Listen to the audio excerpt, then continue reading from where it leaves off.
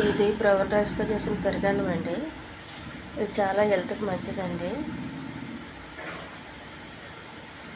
ఇది నైట్ నానబెట్టుకోవాలండి. ఆ పెరుగులో బాగా ఊరి బాగుంటుందండి. ఈ ఛానల్ నచ్చితే సబ్స్క్రైబ్ చేయండి, షేర్ చేయండి, లైక్ చేయండి. ఇది హెల్తీ పెరుగన్నం అండి. ఇది రోజు దీనికి కొంచెం ఆవకాయ నంచుకుని తినొచ్చండి.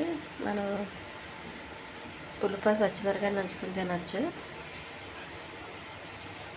నిమ్మకాయ అయితే వద్దులేండి, ఇది పుల్లగా ఉంటుంది. నిమ్మకాయ పులుపు ఉంటుంది కాబట్టి తినలేము.